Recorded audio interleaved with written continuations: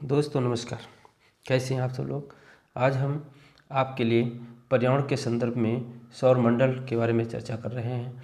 इनको अच्छे से सुनिए और फिर अपने रजिस्टर में नोट कीजिए। ये परीक्षा की दृष्टि से बहुत ही महत्वपूर्ण है और ये पॉइंट आपके हर परीक्षा में किसी न किसी रूप में जरूर पूछे जाते हैं। तो आइए देखते हैं। देखिए, सौरमंडल में कुल ग्रह कितने होते हैं? 8। बुध, शुक्र, पृथ्वी, मंगल, बृहस्पति, शुक्र, शनि, अरुण, वरुण, ये 8 होते हैं। इसमें इनकी कुछ विशेषताएं हैं। इन विशेषताओं के संदर्भ में हम ग्रह के संदर्भ में बात कर रहे हैं। जैसे सबसे बड़ा और सर्वाधिक भारी ग्रह कौन सा है? बृहस्पति है। सबसे छोटा एवं सूर्य के सबसे निकट कौन सा है? तो बुध है। पृथ्वी के सबसे निकट ग्रह शुक्र।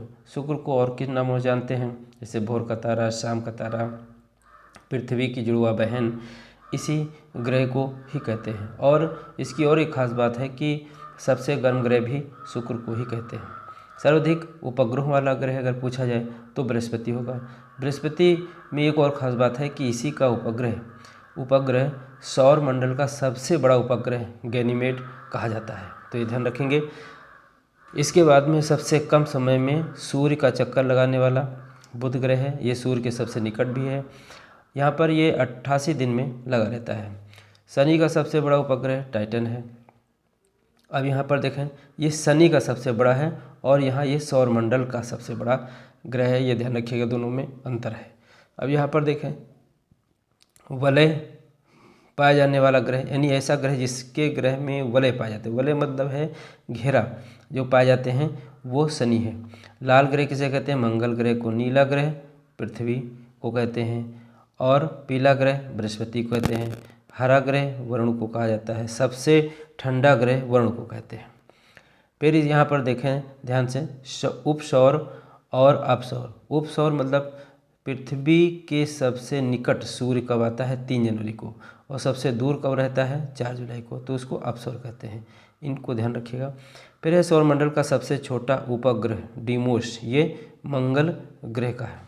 डिमोस और फोबोस 2 इसके उपग्रह होते हैं। इसमें डिमोस जो है ये सबसे छोटा और फोबोस सबसे बड़ा होता है, तो ये ध्यान रखिएगा। सबसे अधिक समय में सूर्य का चक्कर लगाने वाला ग्रह ये आपका वरुण होता है। और ये यहाँ पर देखें कि पृथ्वी के विपरीत दिशा में चक्कर लगाने वाले जो ग्रह हैं वो 2 आते हैं, शुक्र और वरुण। इसके बाद में आंतरिक ग्रह कौन से होते हैं? तो बुध, शुक्र, पृथ्वी, मंगल, ये आंतरिक ग्रह कहे जाते हैं। और उसके बाद में जो बृहस्पति बचता है, शनि बचते हैं और वरुण, अरुण, तो ये 4 जो बचते हैं ये वाह में आते हैं। और इसके बाद हम आगे देखते हैं। आगे है सूर्य प्रकाश। जो सूर्य का प्रकाश है उसको पृथ्वी पर पहुंचने में कितना समय लगता है? 8 मिनट 20 सेकंड में आ जाता है। चंद्रमा के प्रकाश को पृथ्वी पर पहुंचने में कितना समय लगता है? 1 मिनट 30 सेकंड। फिर इसके अलावा सूर्य के कुछ प्रमुख घटक को देख लें। जैसे हाइड्रोजन गैस सबसे ज़्यादा इसमें होती है 74%। हीलियम कितनी होती है? 25%। तो ये ध्यान रखिएगा। बाकी जो है अन्य गैसें होती हैं। सूर्य की ऊर्जा का जो स्रोत है वो नाभिकीय संलयन द्वारा प्राप्त होता है। पृथ्वी अपनी धुरी पर कितने अक्षांश झुकी है? 23.2 अक्षांश में झुकी हुई है। पृथ्वी अपने अक्ष पर पश्चिम से पूर्व घूमती है, तो ये ध्यान रखिएगा। इसके बाद में यहाँ पर गौर कीजिएगा कि आकाश गंगा की जो आकृति है वो सर्पिलाकार है। सर्पिलाकार यानी सर्प के आकार की तरह से है। इसके और नाम जो जिस नाम को हम जानते हैं या जिस नाम से पुकारते हैं या जिस नाम के रूप में हम इसको लिखते हैं वो है दुग्ध मेखला या मिल्की वे इसको कहते हैं।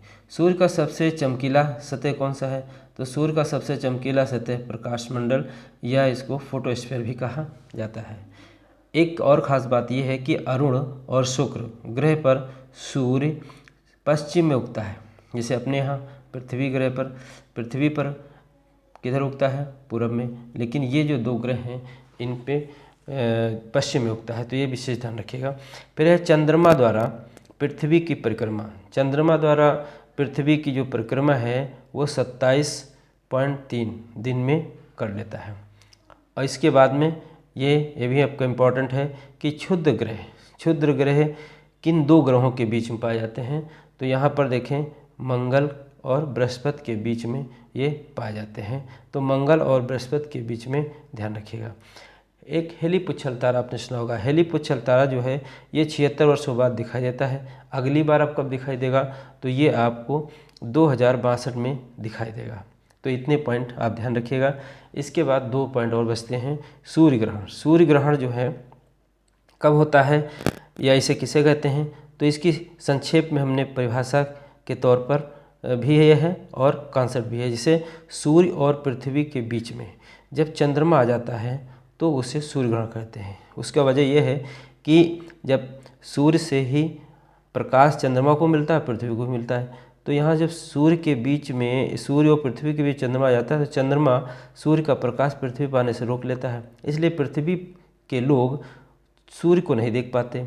अगर आंशिक रूप से ढका तो आंशिक सूर्य ग्रहण कहेंगे, और अगर आधा ढक लेता है तो अर्ध सूर्य ग्रहण कहेंगे, और अगर पूरा ढक लेता है तो फिर वो सूर्य क्या कहेंगे, पूर्ण सूर्य ग्रहण कहेंगे। तो इस तरह से इनको ध्यान रखिएगा कि जब सूर्य और पृथ्वी के बीच में चंद्रमा आता है तो पृथ्वी के लोग सूर्य के प्रकाश या सूर्य को नहीं देख पाते हैं, तो वो सूर्य ग्रहण कहलाता है। इसी प्रकार से चंद्र ग्रहण। चंद्र ग्रहण में क्या है, अब पृथ्वी बीच में आ जाती है, सूर्य का प्रकाश रोक लेती है तो चंद्रमा प्रकाश नहीं पाता, इसलिए चंद्रमा नहीं चमकता और उसको हम चंद्रमा को नहीं देख पाते। इस तरह से जितना ढकता है उसी प्रकार से आंशिक चंद्र ग्रहण, अर्ध चंद्र ग्रहण, पूर्ण चंद्र ग्रहण की संज्ञा देते हैं। तो ये 2 चीज़ें ध्यान रखिएगा।